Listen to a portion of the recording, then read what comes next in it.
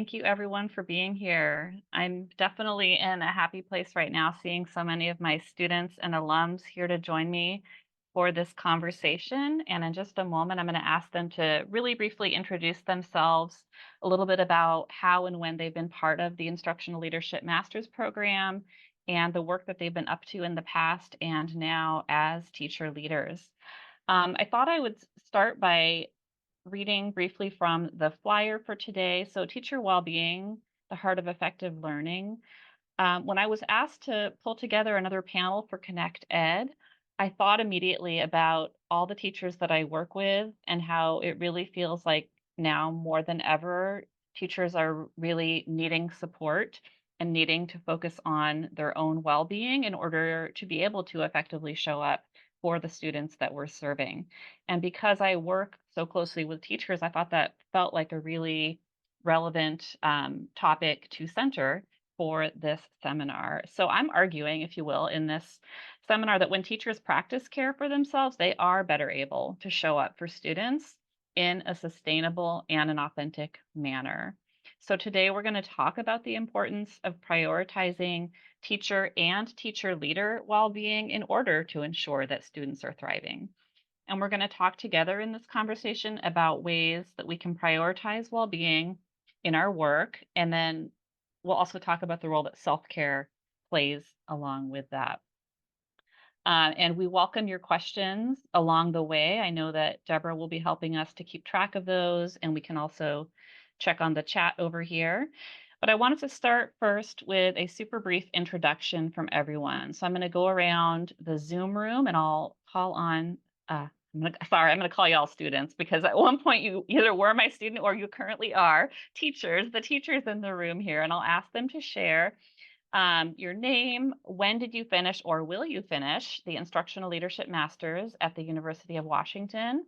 And then where do you now work, just for current context? And then briefly, what type of teacher leadership work have you engaged in?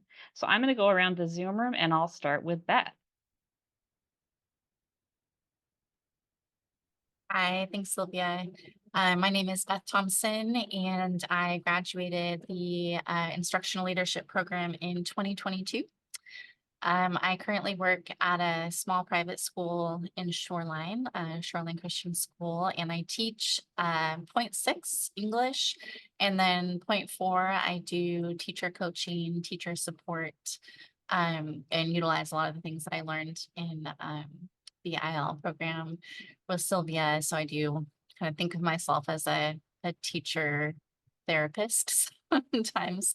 And then on the side, I have 4 school-age children. So the idea of teacher well-being is really important to me for my own self-care and then for how I work with my employees. So Wonderful, thank you. Yasmin, you're showing up next. Hello, I'm Jasmine Hill, and I graduated in 2021, and I am working in Highline School District. I'm a kindergarten dual language teacher, so I work in the Spanish immersion program. And as a leader, I do many different things, but over the years, supporting dual language program within our school district, and now has gone to high school. So I started at my classroom in kindergarten, and then 2008, and now we're having students already juniors in college that started in my class. And I am a GLAD trainer, so I support teachers in my district with GLAD strategies, guided language acquisition design. So we do trainings for kindergarten all the way to 12th grade across the district. Wonderful, thank you. And Andrea, you're showing up next. Hi, my name is Andrea Slack, and I completed the MIL in 2016, and you may recognize my face from a lot of the brochures and things. I am currently the Dean of Students at Lindbergh High School in Renton School District. And in my teacher leader journey since 2015, I have been an MLL facilitator, a dual language coordinator, an instructional coach, an assistant principal, and now currently a Dean of Students. Thank you, Andrea. Christine. Hi, everyone. I'm Christine Butcher. I am going to be finishing my instructional leadership master's next spring. So I'm currently in the program. I am a science specialist for first through fifth grade at the Beartree School, a small independent school in North Capitol Hill. And throughout my career, I've served on a lot of different committees, acted as a faculty representative at a district level, led professional development sessions, advocated for policy changes at the school, district, and state levels, and just continue to develop all of those skills and seeking to apply what we're learning in our master's program as well. Thank you. Emily.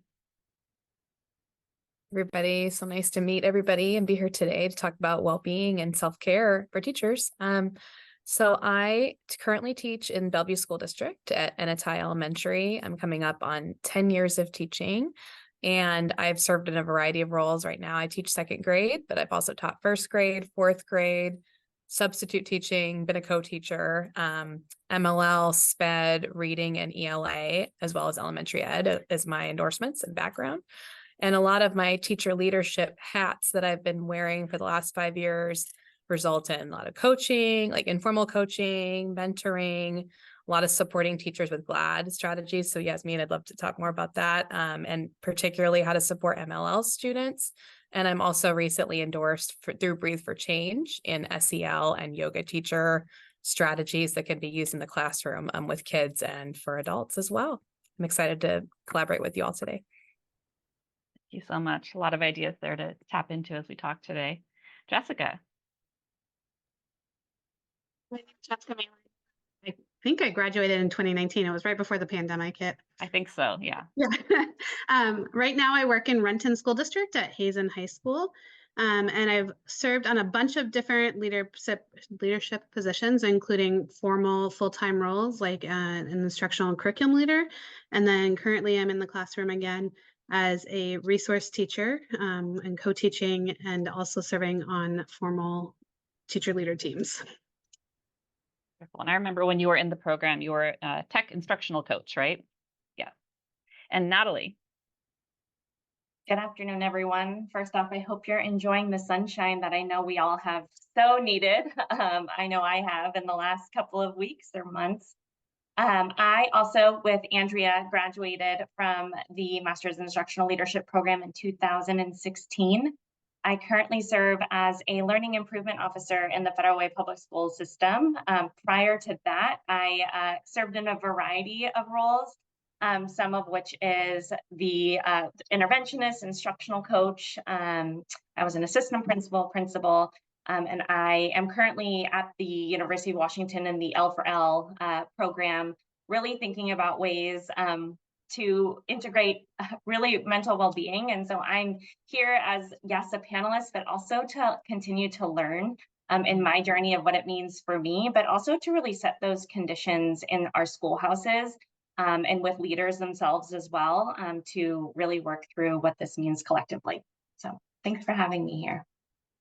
Wonderful. Thank you. And I'm excited to hear you're in L for L. I didn't quite realize that connection that you're back with us at the UW. And we have a lot of folks here to share their wisdom and their ideas. I will say really briefly that I direct the Instructional Leadership Master's Program. I've done that for 10 or 11 years now. I directed a similar program back in Los Angeles. Prior to that, I was a teacher for the LA Unified School District. I was a math instructional coach. I was the English Learner Coordinator was the term we had at the time. So I also have served in numerous different teacher leader roles myself throughout my life. So the way that I've discussed this with our panel of teacher leaders here is that we have about 6 questions, and not everyone will share about every single question. I've given them the prompts ahead of time to think about a little bit. We'll start off with the first question, which is grounding ourselves in what do we mean by teacher self-care? So defining that term more broadly, and then also what does it mean for you? And I think especially what I'm interested in here is, does that look different for teachers? Because we hear a lot about self-care more broadly in the media, and hopefully we're practicing that, but I'm curious about a teacher stance on that. And if you want to, you might choose to share some times when you felt more or less effective at that. So with that kind of huge opening question there, I'll toss it out to anyone who'd like to share on that.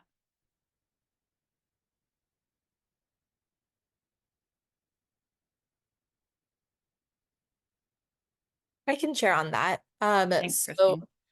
to me, self-care is a practice that really focuses not only on your mental well-being, but also your physical well-being. And as a teacher, I want to say it is different, but only slightly. I think that as a classroom teacher, more specifically, I really felt like it was different at different times of the year, how I needed to maintain my self-care and well-being. And it also was different, like different days of the week, depending on what my schedule was and how I maintain that. Throughout my career, I really found that being planning ahead and thinking about my contract hours and what I can actually finish in those 8 hours. But then if I need to spend that extra hour in prioritizing, that's been really helpful to me. Additionally, those sometimes that, like I said, sometimes that might be staying past hours. Other times it might be just doing a lesson that really brings you joy and your students joy and kind of reminds you of why you are an educator. I think that that's something that kind of sets teachers' self-care apart from non-educator self-care. Additionally, I really think your work environment plays a huge role in it too. Having supportive colleagues, having admin that understands the importance of mental health, and having peers that recognize that too can really allow you to show up as your best self. Definitely at the beginning of my teacher career, it was stressful and I was still learning what that even meant. And what I began to realize was just that it wasn't sustainable. And I really found my identity in just teaching. I didn't really have a lot of outside interests that I could have clearly defined. And when I began to realize that I just wasn't living sustainably, that was and it also wasn't impacting my students' success. That was a real wake-up point for me where I needed to find that balance and find identity, not only within being a classroom teacher and having, you know, that big dedication, but also being more than that and being human. Thank you so much. There was a lot of good stuff there, including reflecting back on when we were brand new teachers. And I know that many of you probably now support in some way, whether formally or informally, newer teachers, which I think keeps this issue present, not just for ourselves, but for the new generation of teachers that are coming in, and recognizing it's crucial for all sorts of reasons to make sure that teachers are well cared for and understand the importance of that in their own careers. Jessica, do you want to add on? Yeah, I think another way that I have found like self-care as a teacher different than self-care like outside of the education setting is being able to deal with, process, and cope with secondary trauma. And so really, if I'm going to show up for my students in the community that they live in, I'm going to need to be able to be there emotionally for them, but also then go take care of it and process what I heard and be able to like think through what were the systems that I could access, where's the holes, and how can I cope with that. I'd love to add to that, Jessica, if I could. I think something that came to mind for with both what you and Christine had shared is boundaries. And so when I think about teacher self-care, I think a lot about boundaries and then also like permission to have a balance or to have a moment of where there is a separation between your teacher self and your personal self. And like Christine had shared, and particularly majority of my career has been in Title I schools as well. And with that, working with a lot of students who have experienced severe trauma, like at a really young age. And I wish that I had known earlier in my career how important it is to take care of our well-being first, because it reminds me of that like analogy we hear a lot about putting your own air mask on, you know, before your kids and all this piece, but it's really applicable here for our students in particular, because I remember a colleague of mine who was my neighbor at my second school I was at, she gave me one of the best pieces of advice that had stuck with me for years and kind of started me on my boundaries journey as an educator, because like Christine mentioned, within my first few years, I lived at school. I really didn't have a great work-life balance, and my identity was I'm Miss Pierce, and forgetting a little bit about who Emily was in the midst of all of that and not taking care of myself well. But I remember she mentioned to me at her 40-year career, I said, how do you go home and not lose sleep over your students at night? Because I was really spiraling over a particular student. It was on my heart. And she said, the best thing you can do for your students is leave it. It will be here tomorrow. Go home, take care, fill your cup, do something that brings you joy, do something good for your mind, something good for your body and good for your soul, even if it's a tiny thing. That ultimately staying here till 9 o'clock, spiraling, worrying about your student, it's doing a disservice to you and really isn't going to help, their situation. And another piece within that is sphere of control. And that's something I really meditate on a lot. And what I've been sharing a lot with new educators that I support is that it is okay to leave your work laptop at work, like small moves, like I call it boundary moves or boundary tips, or like during the pandemic, turning off the lamp on your desk as a signal that we're done for work for the day, or, things like that, because it's so easy to multitask or think, oh, I'm still lesson planning, but I have a fun show on in the background, right? Or different things like that. And so I think boundaries, giving ourselves permission to be human, I think is such an important part of teacher well-being and self-care. So thank you, Jessica and Christine, for sharing that. Thank you all so much. I feel like a lot of really important ideas again came up there as a way to launch into this conversation. And I'm hearing a lot of specifics to the teaching profession, which is exactly what we were hoping for here, that teachers experience kind of unique needs, unique challenges, and unique schedules in terms of when we need to turn things off and back on again. The next question definitely ties into this initial one, but it's wanting to remind ourselves again, of course, we're centering students in the work that we do. And with that fact, how does self-care and well-being for teachers play a part? And I heard a little bit in that, but I'd love to hear from some others who want to add on to that.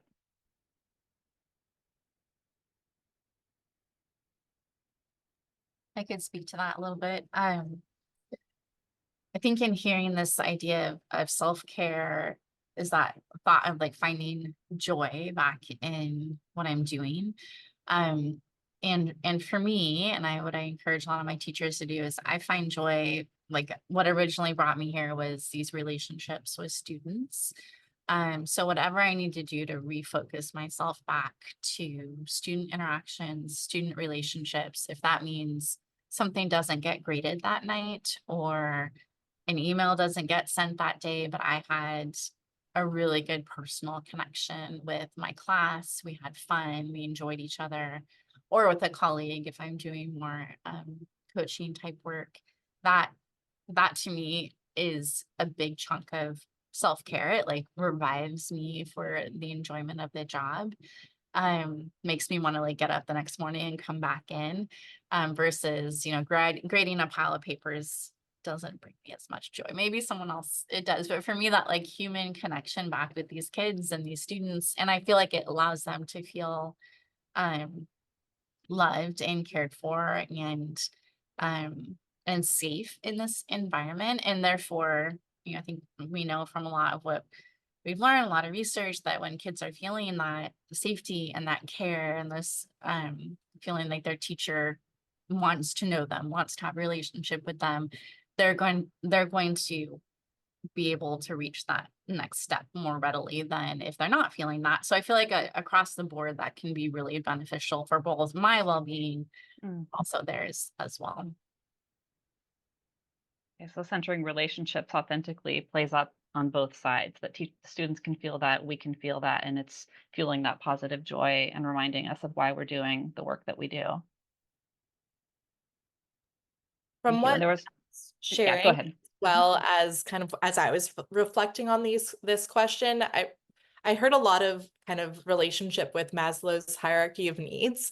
And from what Beth was sharing, that also kind of reminds me of how we need to take care of ourselves, like starting at that basic physiological need of like actually eating our lunch or drinking water throughout the day or taking a bathroom break. All those things, like not in the teacher profession, seem like such a silly request. Like, what do you mean you have 15 minutes to scarf down a whatever it is, Twinkie or something, and call that a meal and be good to go? And similar to like what Beth was saying, I kind of feel like that's the same for teachers too. once they have those needs taken care of and they feel safe, then you can show up in those planning meetings to be able to creatively problem solve. You can also have that extra level of patience with your student that needs that loving care as they process what they're going through. You then have a better capacity to process that with them rather than thinking about your grumbling stomach or whatever need you're needing. I thought that was an interesting relationship amongst what we're giving to our students is also sometimes what we need as educators too. Thank you. I'm going to put question 3 in here and continuing to build on these ideas. This one gets really specifically at the differences, perhaps, and there's probably overlap as well, but between teachers' needs, of which there are many, and then teacher leaders. So, all of you, and myself included, started off as classroom teachers. Some of us still are. And then we're taking on perhaps different roles and supporting our colleagues as well as our students. I wonder if one of you can speak to how self-care might show up a little differently as we shift into that role. I would love to start with this. Thanks, Andrea. So I would say one of the biggest differences is that teacher leaders do not always have a choice in engaging engaging with an escalated human. That could be a small human, that could be a big human.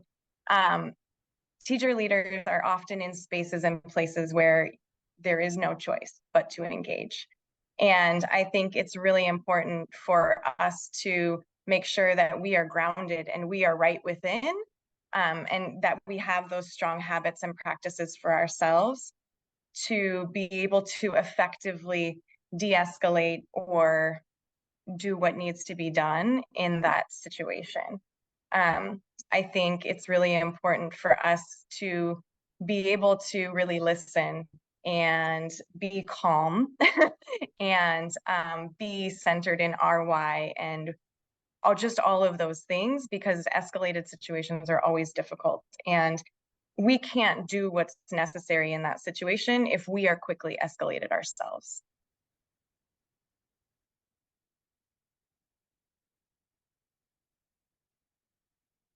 Thank you. Jessica, did you want to add on or someone else? I think that another piece that's different in the teacher leadership role is like dealing with beliefs of adults, like coaching beliefs of adults took a little bit of a shift for me than coaching student beliefs that show up in the classroom.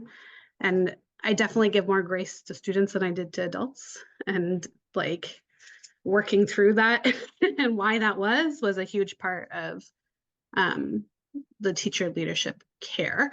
And then I think the second part was like when you're isolated, more so when you're in a full leadership role versus like when you're split between a classroom and teacher leadership. I think the building community and connection, both with your colleagues and then also back with students, is a huge piece of care that doesn't necessarily inherently include itself in your day. Thanks, Jessica. I'd love to hear more from someone else perhaps on that, this idea of building community, not just with our students, but with our colleagues, because that is a unique part of the teacher leadership role. I can talk a little bit of like when I do other things outside of the classroom, and I have had student teachers in my classroom before. And one of the things that I like to do on a regular basis is to check in with them with a text or in person when possible, and just being very authentic, like how are you doing, what happened today, and very specific questions to get them just to open up and share, because often when someone else walks in, they don't have that relationship with that person, so they're not going to answer the same way. They're going to answer with somebody who have built that relationship over time, and they know that I mean when I ask, how are you doing today, how was your day? And then it's amazing the things that pop up out of just a very 5-minute check-in or a text, a quick text. How you doing? How is we joke about full moon or little things like that. How's it going for you? And how's the weather? And it really opens up that well-being for each other, just checking in. And also the other thing that I have as a teacher of color, we often have different needs that is not addressed in a lot of textbooks and is not visible for some administrators. And when we're doing PLCs or meetings with each other, it's often having the opportunity to collaborate with others that gets it, not necessarily like transparent way, but we can be loud, we can be silly in a different way as a teacher of color. And having that opportunities, I often stick out to the administrator. Can we just have, some teachers of color just collaborate and do the same work and being more authentic when we do those things? And it's really just checking in with each other too, and really builds that community around our students, and it's very powerful those times that we do have the opportunity to collaborate. Wonderful. And Yasmin, I know you had mentioned before that you also belong to an organization, a support organization for teacher leaders of color. Do you mind sharing about that? Is that still happening? Yes, so I'm part of the ESD in Renton, the Educators of Color Leadership Community, and it's open every year. And you can just go to the ESD, and it's open enrollment for next year. We do a combination of meeting in person and then in Zoom, and we do it throughout the year. So it's a professional development, and there's funds. Oh, they have been funds where they can pay for you to attend those meetings, or we call professional development, because it's as needed as going to a math training to get better for math, and it's as needed for as important for us to just have the opportunity to talk about our struggles and challenges and the profession. So we do have that in the ESD. Thank you. And Deborah, is that what you just linked in there in the chat? Thank you so much for that. So yeah, thanks, Yasmin. And I'm hearing a combination there of authentic check-ins with people right in our sphere, and asking for and needing opportunities to connect and feel more authentic with others in our PLCs and in our other professional work time away from students, and then also the opportunity to be able to connect even more broadly, which it sounds like this organization allows for. Yeah, Emily, did you want to add on to that as well? Yeah, I was going to add on to just this idea that the work of teaching, but particularly teacher leadership, can be really isolating at times. And I talk a lot with teachers that when you feel exhausted, sometimes the tendency is to go close the door of your room and just want to go, like take a moment, which is a need sometimes too. But I think there's a real, I guess, bucket filling we talk about in second grade, right? Of those moments with colleagues in the hallway of whether it's counting down to spring break and you say 7 more wake ups, and wave to each other in the hallway. Or I find also connecting with teacher friends from other districts or teacher leaders from other spaces that I don't get to see very often, and getting together for brunch and just talking, and really sharing what's been going on. And we usually joke at the beginning, okay, are we going to start with school or are we going to start with personal? What are we going to do first? And kind of lining it up. And because and sometimes we need accountability from another friend there to be please tell us not to talk about school the entire brunch time. But the other piece I was going to bring up is a Breathe for Change strategy that I thought of that came to mind. It's called accountability buddies. And I've used this with some teachers over the last few years and you can have a self-care accountability buddy, of somebody that a small thing reminding you to come knock on your window, go home, at 5 o'clock, or to do that one thing that brings you joy. I'm actually looking on my bulletin board right now. There's a inspiring action. When you find your why, you'll find your how little card that one of my mentors gave me years ago that really grounds me and brings me back. And so I really think having both formal and informal opportunities for authentic connection with other educators and educator friends who are doing this work. And because it can be very easy to get burned out within this work, for sure. Natalie, do you want to jump in? Yeah, no, Emily, that you kind of sparked some thoughts for me, so I appreciate that. One, something that you said earlier, which tends to sometimes, I feel like when we think about teacher leadership or even this notion of leadership, is this, I find sometimes we might need permission to be human, right? And it's one of those things where, yes, when you lose your why, you lose your way, but at the same time, I know that myself and many colleagues, we tend to be perfectionists in this work, right? I know for me, like I think about this notion of being a recovering perfectionist, but ultimately I am so steeped in like settler colonial ways of being that has conditioned me to have like a whiteboard that's like completely filled out with like a checkbox of all the things that I've done for the day. And the more that I've accomplished, the more successful I am. And so I know for me, when somebody is giving me advice, right? And I even am thinking about being a teacher leader, a leader, or even a human, right? Like let's just say a human. What does it mean when I'm engaging and giving advice to people, right? And for me, I remember somebody very early on, like this notion of balance, for somebody who is a perfectionist and who is really trying to find ways of thinking about mental wellness. When someone says balance, I'm like, is that 50-50? Is that going to be 25-25-25-25? Right? And so when I start to separate being a human from anything that I do, I find that I'm not in equilibrium, right? I'm in this true sense of disequilibrium. And I think education, this was named already, like the reality is that yes, we can try and find balance, but ultimately things come in waves. And I remember my school counselor, shout out to Courtney Nowlin, who was one of my amazing school counselors. I would go to her and she would say, you have felt this way before and look where you are today. Right. And that just reminds me that like, wow, like this is a wave, right? And I have felt this way before. And just really connecting on that. And something else that I find like when we think about this idea of teacher leadership and again, like being a human, it is really like I hear the term that education is hard, right? And education is getting harder. Something that I like to kind of push in that conversation is like, yes, education is hard, but why? And for me, this is heart work, this is soul work, this is spiritual work, this is all of it. And so this is heavy work. And so whenever we engage in heavy work, whenever you engage in something that is soul work, what is something that we need to make sure we're feeding ourselves? How are we continuing to feed our people? Again, I think about one of my native elders, Natasha Gobin, something she said, like just the other day, she was like, how are you feeding your people?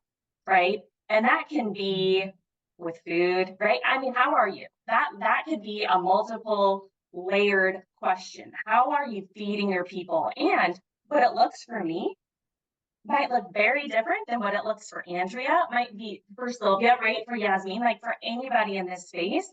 And so when you lose your why, you lose your way. And so how are we centering, like how as teacher leaders do we set examples to be relational with one another and to value that, right? Because we are so constructed just by design, right? Inherently by design in our systems to be human and have that connection. So I was inspired by what people were saying.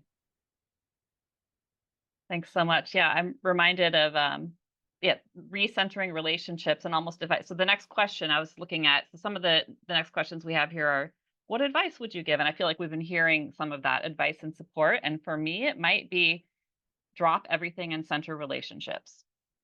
That would be my advice. No matter what's going on, remember the people around you, remember the people in your community, and everything else is going to be okay as long as we're centering that. So that's your thoughts reminded me of that.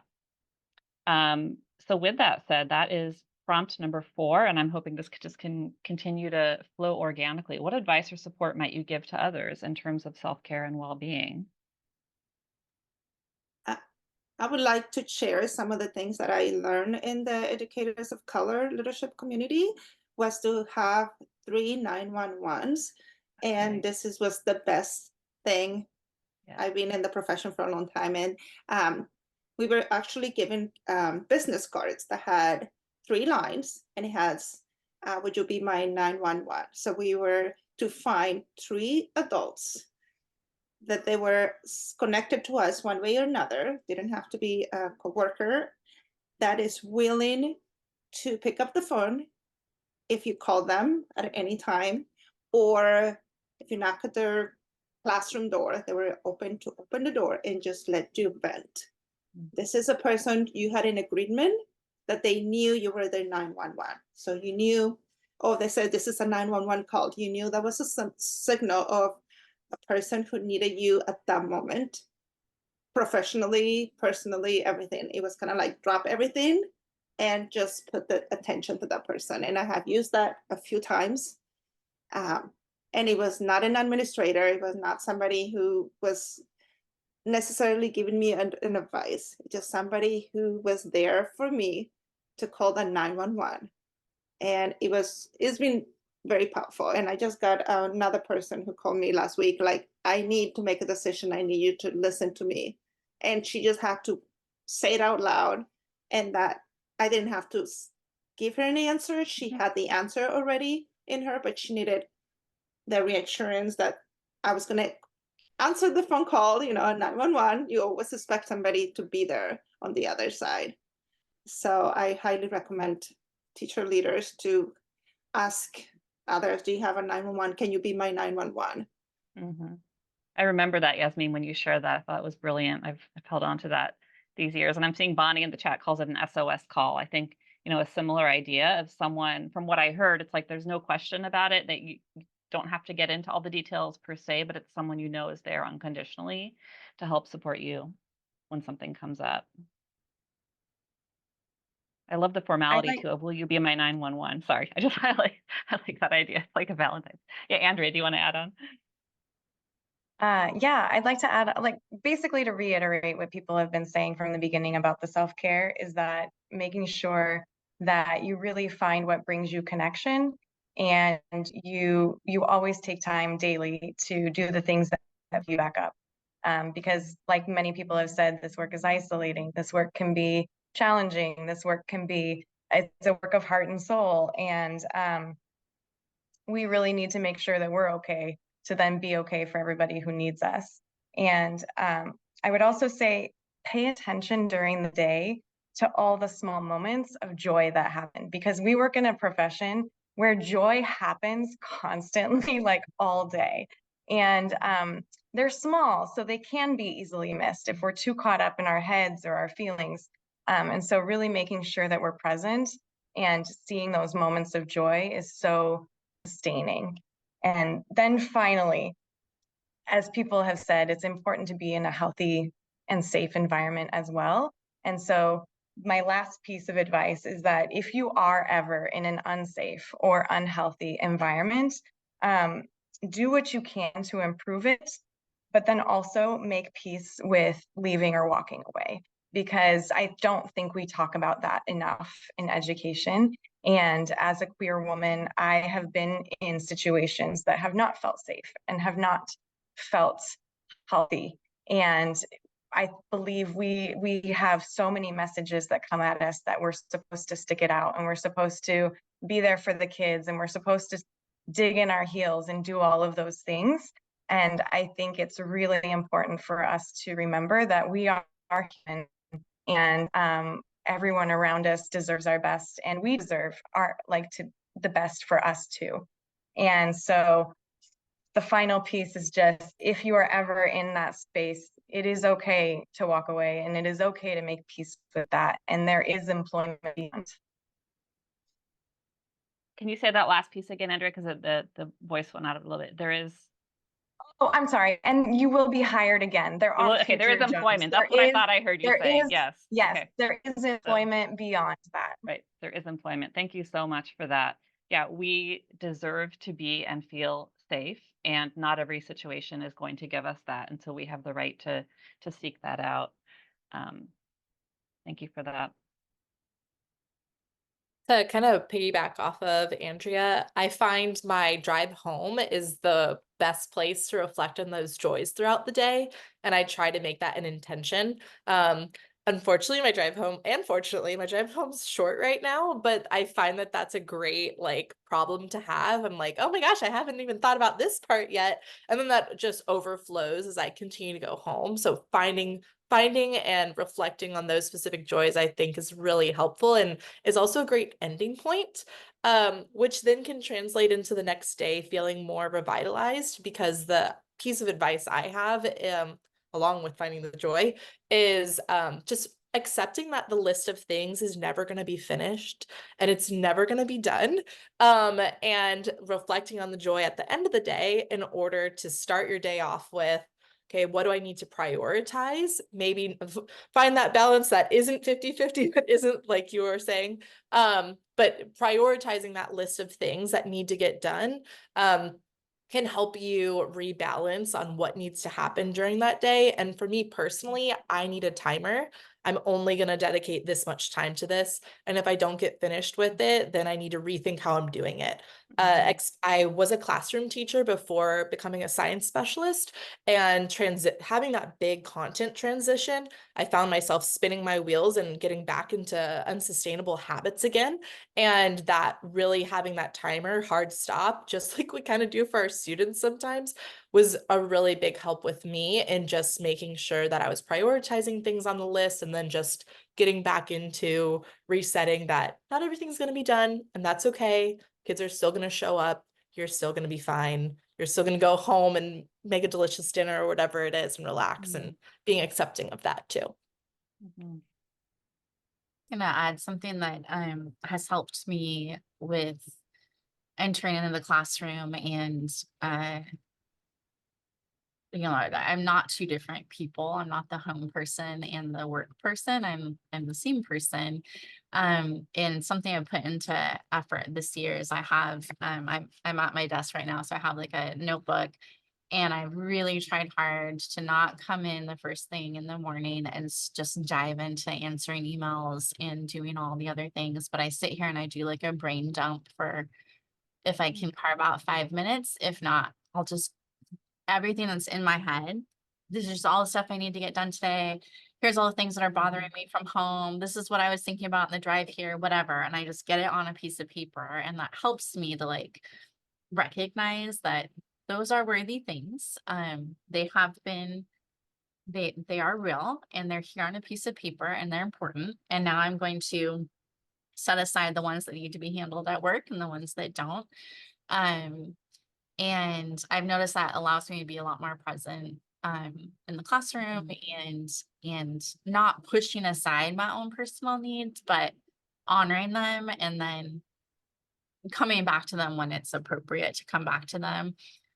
So that's something I've been trying to help with my teachers to do. It's just, I mean, we all know that there's not enough time in the day. And so asking one more thing, but it does just help center a little bit better.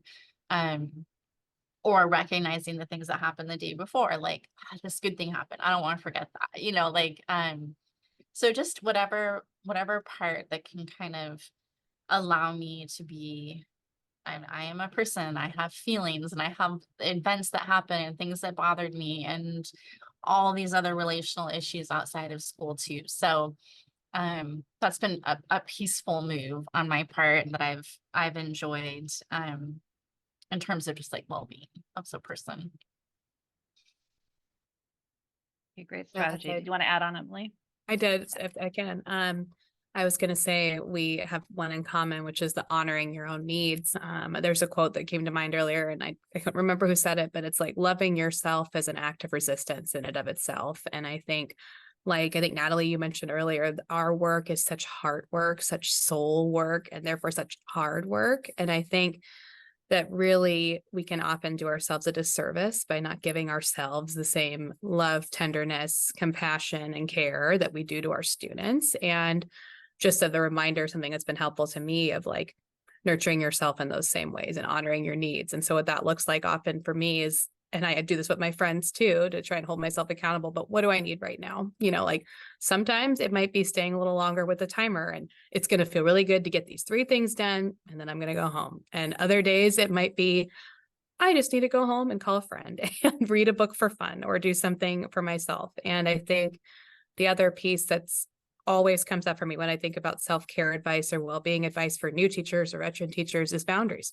And I know I mentioned it earlier, but it just was such a game changer for me. I think about 5 years into my career when I learned about boundaries as a concept, but in particular for creating any kind of balance, like within your life, is recognizing that your students will be here tomorrow. The need is here. Like the deep rooted systemic equity work within our system, all of that is here, but it's not going to be accomplished or make any further progress if we're running ourselves into the ground or burning ourselves out. Like that ultimately we're taking ourselves out of the really important ring. And I think a lot about Brene Brown and her work, like around vulnerability and self-compassion. And I come back to that a lot. And the other piece I think about too, and thinking about relationships with other colleagues, is this the Ted Lasso quote, but I think about it all the time, is being curious and not judgmental, and really getting curious, like about your interactions with kids, about your interactions with other adults. And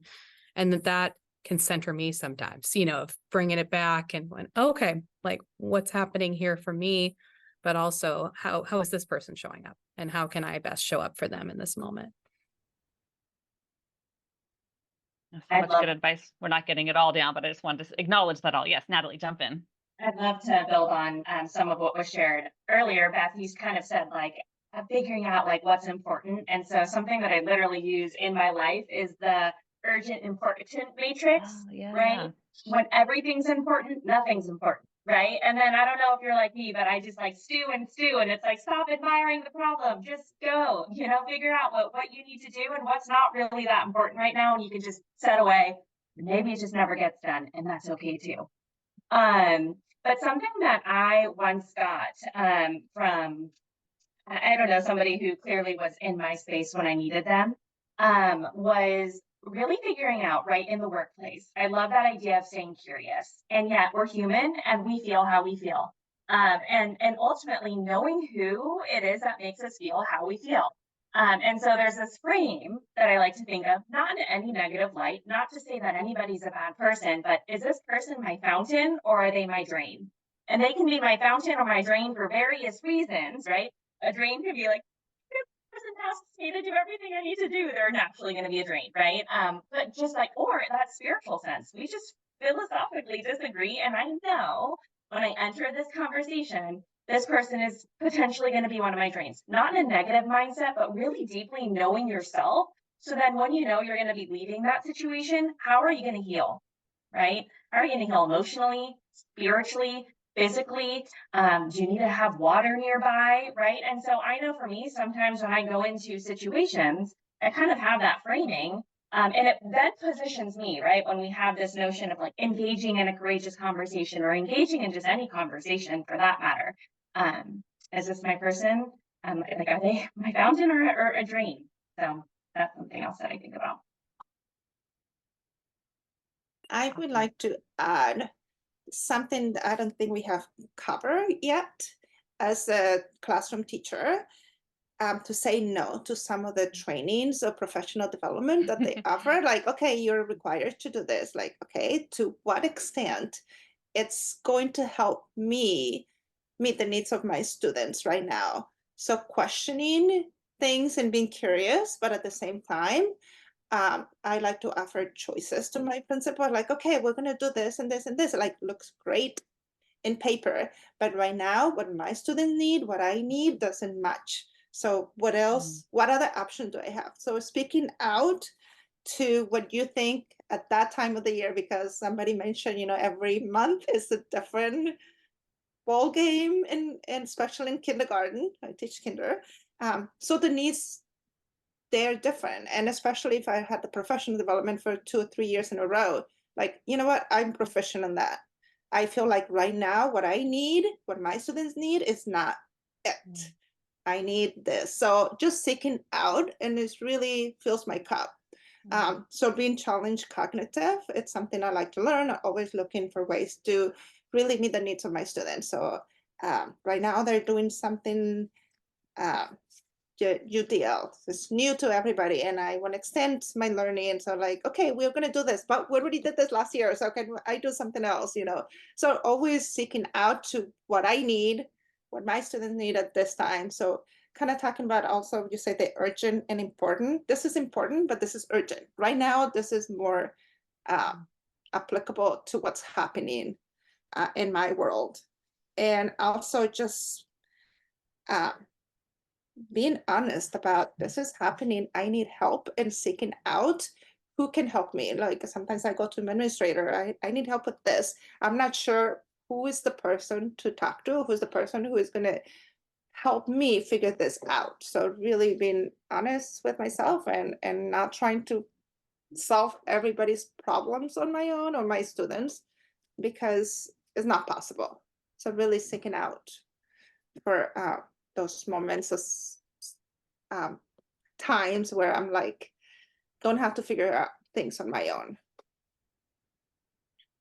I think that's what I have. And just saying no to some professional development, like, no, this is, Absolutely. I'm not, we already did this. Look, I have my copy, I have my notes. Can it just, it's not meeting my needs, really. So many, yeah, so many great ideas there where you're acknowledging that is important. I already feel like at this moment I've had enough of that. And for the sake of my students and myself, here's what's most important and most crucial. And I love that you were also that you were so seamlessly weaving, like, student well-being is integrally tied to yours as well, and that you have the pulse of what students need. And I also think there your final thing that you mentioned about knowing when to reach out for others and knowing we don't have to have all the answers. And that's where I start to think of, teacher leadership as like collective resistance and liberation for ourselves as a career, that we have to let go of. And I think most of us have hopefully let go of the idea that we need to have all the answers all the time and be perfect, which there is no such thing. And instead we can lean on each other in whatever ways make the most sense. And finding your allies, as Deborah's saying, and getting a reminder about the time. And yes, I'm looking at the time. So we're already at 5:26, believe it or not. I feel like we could have this conversation for a lot longer. So yeah, I just want to say thank you all for being here. Sylvia, thank you for organizing and bringing all your wonderful connections together for this conversation. Thank you, everyone. Yeah. And next, we have a couple of other webinars in the series. Next month, we have Max Silverman, who's the Executive Director for the Center for Educational Leadership, who will be joining us with a panel of district leaders. And they will be inviting us to engage in conversation around creating schools where students, teachers, principals, families, and community members work together to create schools where students are able to be happy and proud. And then in May, my colleague Gwen Sweeney and I will come along with teacher participants for the EduDesign teacher learning communities. We will be sharing about our unique model of teacher-led, justice-focused professional communities that support retention efforts for early career teachers and beyond.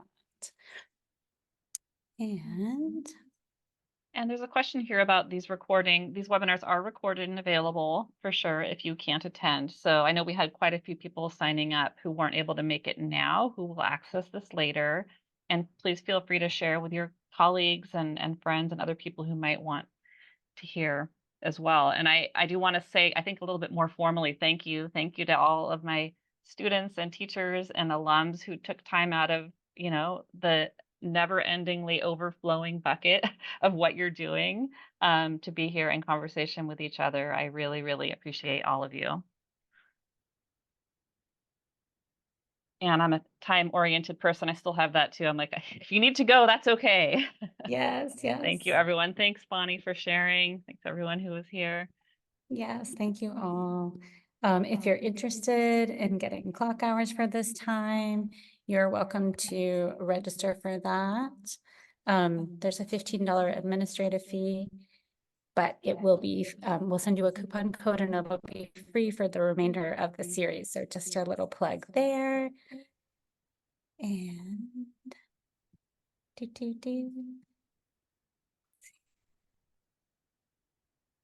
yeah, and our last slide here. If this work sounds interesting to you, and if you're looking for more, our office Connect Ed can help create customized professional learning experiences for your team or your school or your district. You can check out our website or email us at connected@uw.edu. And we are so grateful to all of you for being here. Thank you. All right. Thank you, everyone. Be in touch.